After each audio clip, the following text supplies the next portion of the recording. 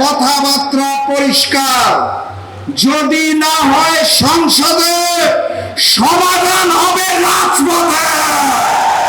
1 জুলাই গিয়েছে, আরেক জুলাই আসবে ইনশাআল্লাহ। নেতৃত্ব পরিবর্তন হয়েছে, রাজা বদল হয়েছে, শ্রমিকের অধিকার কখনোই নিশ্চিত হয় নাই। এটাই বাস্তবতা, এটাই নির্মম সত্য। আমরা আশা করেছিলাম সকল সমস্যার সমাধান ওই পবিত্র জাতীয় সংসদে হয়ে যাবে ইনশাআল্লাহ। আমরা করেছিলাম আর রাজপথে নামতে হবে না, কিন্তু ভাগ্যে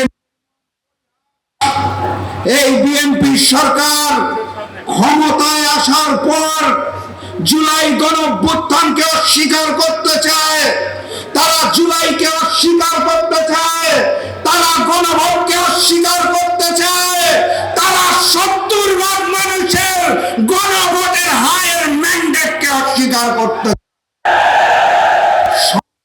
করার জন্য যেসব অধ্যাদেশ জারি করা হয়েছিল, একে একে সব গুরুত্বপূর্ণ অধ্যাদেশ বাতিল করে দিচ্ছে। মানতে চায় না।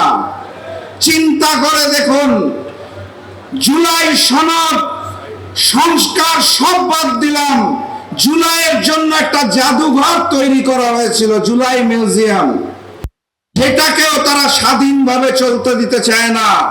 সেখানেও সরকারি হস্তক্ষেপ প্রয়োজন, তাদের নিয়ন্ত্রণ প্রয়োজন।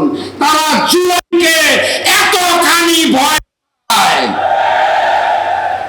কারণ তারা জানে জুলাইয়ে শুধুমাত্র ফ্যাসিস্ট শেখ হাসিনা এবং আওয়ামী লীগের পতন হয় নাই, সেই দিন ওই ভারতীয় আধিপত্যবাদেরও পতন হয়েছিল। আমরা রক্ত দিতে শিখে গিয়েছি, ছাত্র জনতা শ্রমিকেরা প্রস্তুত আছে, প্রয়োজনে আরো একটা গণঅভ্যুত্থান হবে ইনশাআল্লাহ। কথাবার্তা পরিষ্কার, যদি না হয় সংসদে, সমাধান হবে রাজপথে।